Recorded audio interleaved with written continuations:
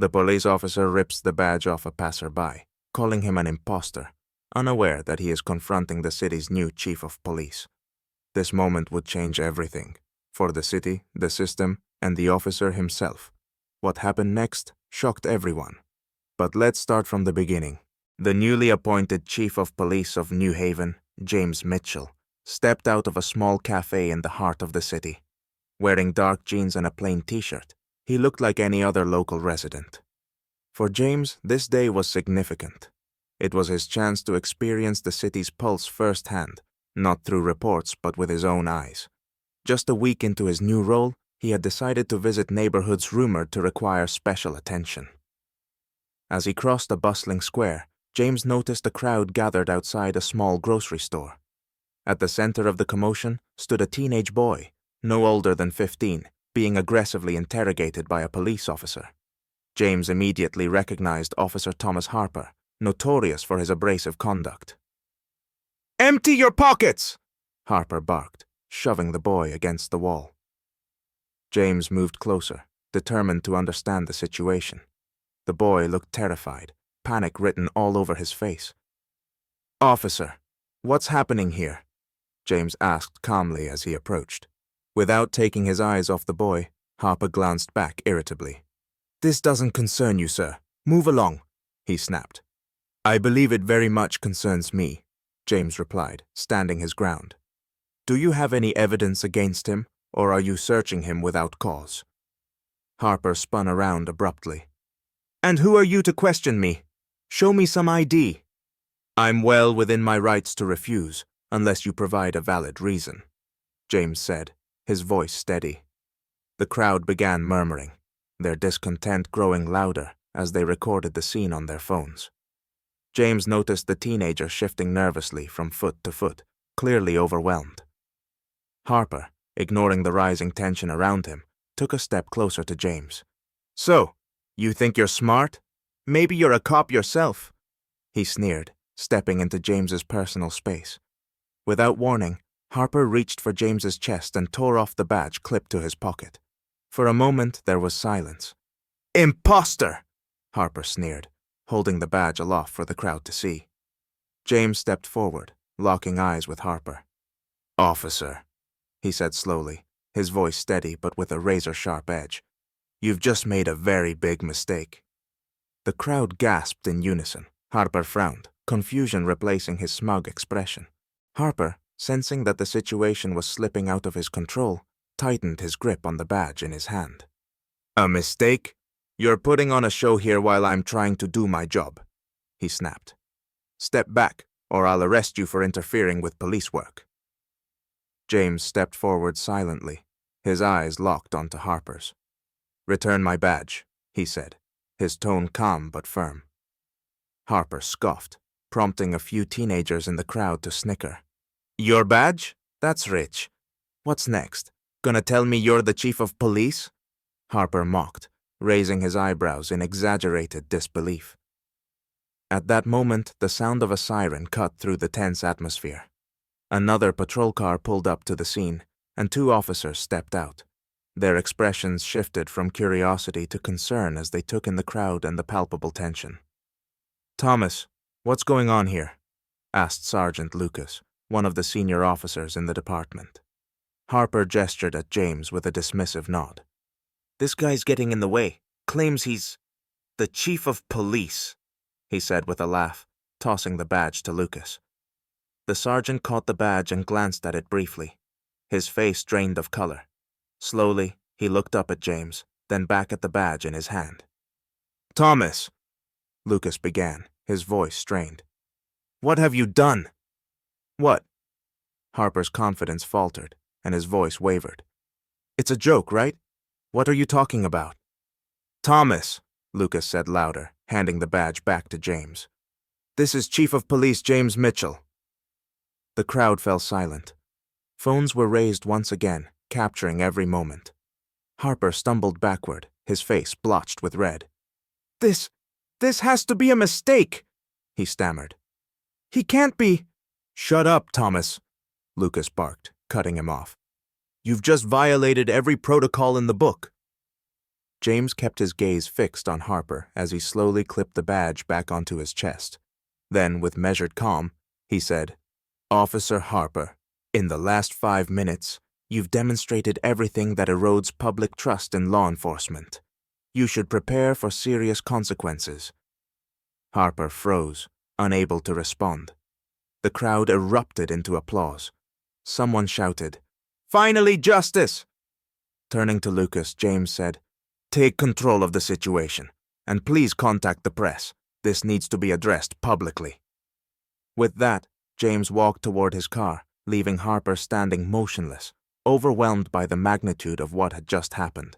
By the next morning, the video of the incident had gone viral. Social media was flooded with clips of Harper aggressively ripping James's badge off his chest. Comments were divided. Some expressed outrage at the officer's behavior, while others were stunned that such an incident could happen in New Haven. The atmosphere in the police department was tense. Harper arrived at the meeting where all senior officers, including James, had gathered. The room was filled with a grim silence, broken only by the occasional murmur. Harper maintained a defiant posture, but his nervous glances betrayed his unease. James entered the conference room with an air of calm authority. He didn't take a seat but instead stood by the projector, where footage of the previous day's incident was displayed. "Before we begin," James said, scanning the faces of those present, "I want to show you what thousands of people witnessed yesterday." He pressed a button, and the video began to play. The sound of Harper's mocking voice, the laughter from the crowd, and the moment he ripped off the badge filled the room, making the tension almost palpable. As the footage ended, many officers averted their eyes. "This wasn't just a mistake," James said quietly but firmly, turning off the screen. "It's a symptom of something rotten within our system." Harper shot up from his chair. "This is a setup!" he shouted. "You orchestrated this to make me look bad." James met Harper's outburst with an unflinching gaze. "Thomas Harper, this wasn't incompetence. You jeopardized the trust of the people we're sworn to serve. And this isn't an isolated incident. Your actions reflect a culture that has taken root in this department." Harper opened his mouth to protest, but James continued, his tone unwavering. "You are hereby suspended from duty pending an internal investigation. Furthermore, I'm initiating an independent commission to review the practices and conduct of this entire department." A heavy silence filled the room. Some officers shifted uncomfortably in their seats, but no one dared challenge James's decision. James turned his attention to the group at large. "We can no longer allow incidents like this to happen. I am here to lead change. If anyone here is unwilling to support that change, I suggest you reconsider your role in this department." After the meeting, James exited the room under the watchful gazes of his colleagues, some of whom respected his resolve, while others clearly feared the coming reforms. Outside, reporters were already waiting. He delivered a brief but impactful statement. "This incident underscores the urgent need for reform. I am here to rebuild trust and ensure justice. Those responsible will be held accountable for their actions." The clip of his statement spread as quickly as the footage of the incident. Change had begun in New Haven, but James knew this was only the start of a long and challenging journey. A few days after the incident, New Haven's Public Safety Commission convened at City Hall. The room was packed. Journalists, activists, representatives of community organizations, and regular residents filled every seat. The focus of the meeting was the police reform initiative, spearheaded by James Mitchell. In the back row, Thomas Harper, now officially suspended, sat hunched under the weight of public scrutiny. His face betrayed a mixture of shame and resentment as he endured the pointed gazes of the crowd. James, in contrast, stood confidently at the podium, commanding the room. "This incident has exposed systemic issues," James began. "I am not here to excuse Officer Harper's actions. Instead, we must use this moment to address the root of the problem." He outlined his reform plan: mandatory bias training, the establishment of a civilian oversight committee to monitor police conduct, and new accountability protocols. Each proposal drew applause from the audience, except for a small faction that seemed resistant to change. "We serve the community," Not the other way around, James concluded. Our mission is to rebuild trust. It won't be easy, but it's essential. After the meeting, James held a press conference. Reporters pressed him about Harper and officers like him. Everyone deserves a chance to change, James replied, but only if they're willing to acknowledge their mistakes. Harper, standing just outside the room, overheard the remark. He left quietly, his head bowed. Later, through his attorney, Harper requested a private meeting with James. During their meeting, Harper admitted his faults. He explained that his behavior stemmed partly from the pressures of the job and partly from ingrained attitudes shaped by his upbringing. "I was wrong," Harper said, barely able to meet James's eyes. "I want to change." James accepted Harper's apology, but made it clear that the decision about his reinstatement would rest with the commission. In the following months, the reform program took effect. The viral video of the incident, now a symbol of change, continued to draw national attention.